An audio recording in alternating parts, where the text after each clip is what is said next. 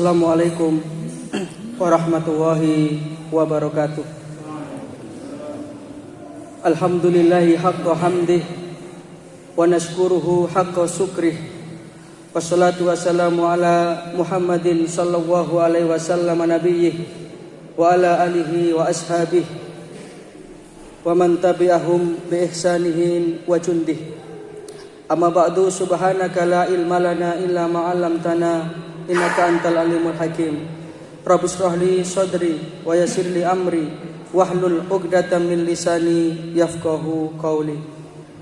Bapak Ibu hadirin jamaah Masjid Darul Arqam rahimakumullah. Bersyukur kita kehadirat Allah Subhanahu wa taala sampai dengan saat ini kita masih diberikan nikmat, baik nikmat lahiriah maupun nikmat batiniah. Nikmat lahiriah berupa kesehatan, berupa kekuatan untuk menjalankan ibadah Ramadan. Nikmat batiniah ini yang paling mahal, kita masih tetap dalam keimanan, dalam ketaatan kepada Allah Subhanahu wa taala.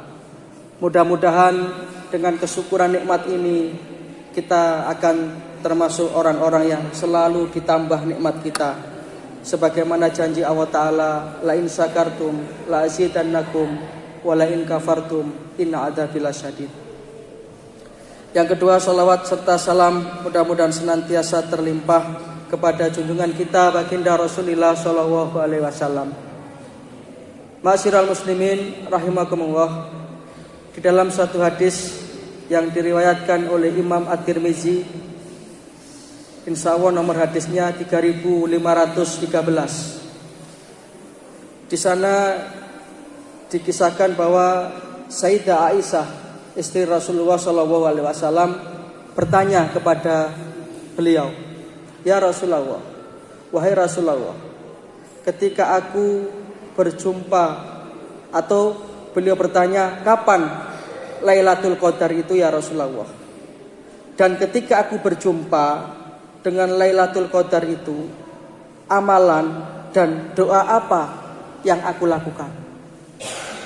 Ini menunjukkan betapa cerdasnya istri Rasul yang satu ini, Aisyah. Akhirnya dari riwayat ini kita umatnya ini bisa mendapatkan satu pemahaman tentang kira-kira amalan apa yang kita lakukan ketika kita berjumpa dengan Lailatul Qadar. Kemudian Rasulullah SAW menjawab, ketika engkau berjumpa dengan Lailatul Qadar itu, bacalah Allahumma innaka afuwun tuhibbul afwa fa'fu anni. Allahumma innaka afuwun tuhibbul afwa fa'fu anni. Doanya singkat sekali. Dari riwayat ini bisa kita ambil pelajaran bahwa Rasulullah SAW ditanya tentang kapan dan doa apa, yang dijawab hanya satu. Kapannya tidak dijawab. Bukan berarti Rasulullah tidak tahu. Jadi Rasul tidak kemudian menjawab Lailatul Qadar itu 17 Ramadan, wahai Aisyah. Lailatul Qadar itu 10 hari terakhir, wahai Aisyah. Tidak begitu. Tetapi Rasulullah hanya memberikan jawaban, ketika engkau bertemu dengan Lailatul Qadar itu, wahai Aisyah, bacalah Allahumma innaka afuwun tuhibbul afwa fa'fu anni. Ini pelajaran kepada kita supaya kita umatnya ini tidak ngincim, Pak. Jadi tidak ditentukan kapannya itu, supaya kita itu tidak Lailatul Qadar wabes regep, lek gak ya nyantai, supaya tidak begitu.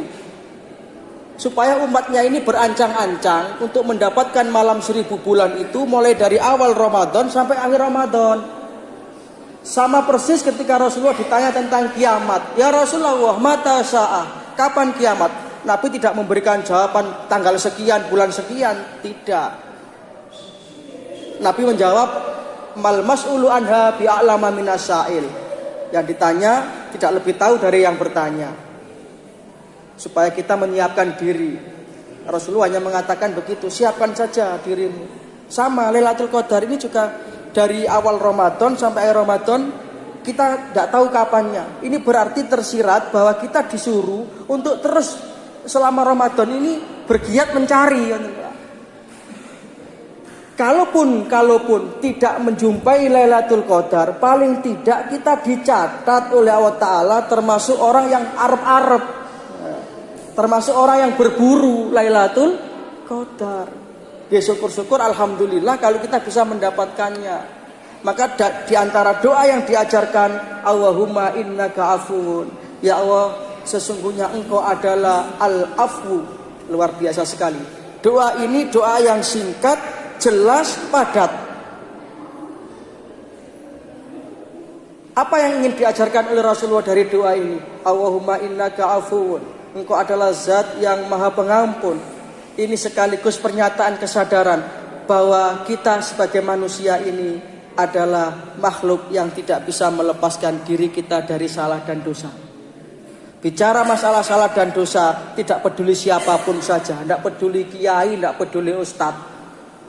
Kalau selagi dia masih manusia, pasti tidak pernah lepas dari yang namanya salah dan dosa. Maka kita jangan mensucikan diri kita, Bapak Ibu.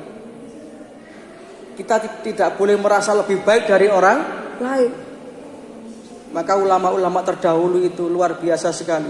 Kalau melihat orang yang lebih tua, dia merasa kalah dengan orang itu. Subhanallah, orang ini sudah sepuh, beliau sudah beramal soleh, saya belum. Tentu orang ini amalnya lebih banyak daripada saya.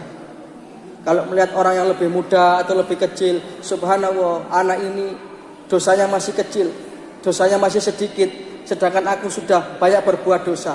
Itu cara pandangnya kayak begitu. Sehingga kita tidak merasa mensucikan diri kita. Karena kulu bani Adam khata'un, kata Rasulullah. Setiap manusia pasti akan melakukan perbuatan salah, entah besar, entah kecil, entah sengaja, entah tidak.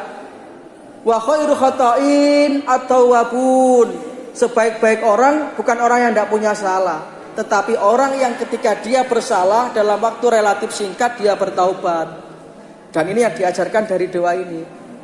Allahumma innaka afuun, engkau adalah zat yang maha pengampun, tuhibbul afwa, dan engkau senang sekali memberi maaf kepada hambamu ya Allah. Maka fa'fu anni, ampuni aku ya Allah, ampuni aku ya Allah.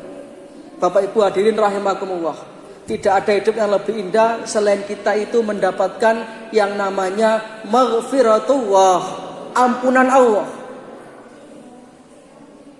Ini tidak bisa dinilai dengan materi, Bapak Ibu. Ini yang kita buru pada malam Lailatul Qadar.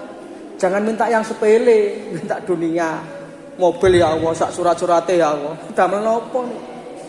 Ya foto mobil foto, tapi ya tidak berjanji lah, Pak.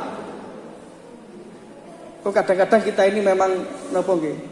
Ancene nggih urip di dunia. Kadang-kadang kita itu lebih mengutamakan dunia daripada akhirat. Satu contoh nggih, terakhir niki. Ada satu hadis bunyinya begini. Barang siapa yang sholat 2 rakaat sebelum subuh, sholat sunnah fajar, rakaatal fajri khairun minad dunya wa ma fiha, kata Rasulullah. Begitu ya hadisnya ya, jangan hafal ini. Jadi nilai sholat sunnah 2 rakaat sebelum subuh itu lebih utama dari dunia seisinya. Nah, ketika itu jenengan kepingin mendapatkan ini, akhirnya berangkatnya tapi sudah kesiangan, tergesa-gesa. Lah kok dilala dugi mriki pun komat. Saking kesusune koncine sepeda nyantol. Karena nyantol mulai subuhan imame rada dawa pisan. Mulai subuhan sepeda hilang. Berarti kehilangan berapa, Pak? 2 ya. Satu sholat sunnah sebelum subuh yang nilainya lebih utama dari dunia seisinya, yang satu kehilangan sepeda motor. Nyun sewu ngapunten, sing digetuni sing pundi? Kehilangan sepeda motorin apa 2 rakaat niku wau? Mboten jawab niki. Sepedae, jujur niku, sepedae. Padahal 2 rakaat tadi katanya khairun minad dunya wa ma fiha. Dalile hafal, lebih utama dari dunia seisinya. Sepeda motor bagiannya dunia, termasuk bagian dari dunia. Tapi sing digetuni niku lah, itulah kita. Termasuk sing ngomong niki mungkin nggih. Mudah-mudahan tidak ada yang hilang ngoten nggih. Ini contoh betapa kita ini diajak untuk mensadari bahwa akhirat itu lebih utama, maka marilah kita mengisi Ramadan ini dengan memohon ampun kepada Allah Subhanahu wa taala. Kita tuntaskan sisa-sisa Ramadan ini dengan membersihkan dosa kita kepada Allah. Kita perbanyak istighfar, kita perbanyak doa tadi. Allahumma innaka afuwun tuhibbul afwa fa'fu anni. Saya sudah hafal itu. Pas 10 menit lebih sedikit, mudah-mudahan ada manfaatnya. Mudah-mudahan kita senantiasa mendapatkan taufik dan hidayah, amal ilmu rezeki yang barokah. Dan akhirnya kita memungkasi hidup kita di dunia ini dengan tetap membawa iman Islam husnul khotimah. Mudah-mudahan amalia Ramadan kita diterima oleh Allah Subhanahu wa taala. Dan sisa-sisa Ramadan ini kita masih diberi kesempatan untuk menuntaskannya. Subhanaka wa humma wa bihamdika asyhadu alla ilaha illa anta astaghfiruka wa atubu ilaik. Ada kurang lebihnya mohon maaf. Wassalamualaikum warahmatullahi wabarakatuh.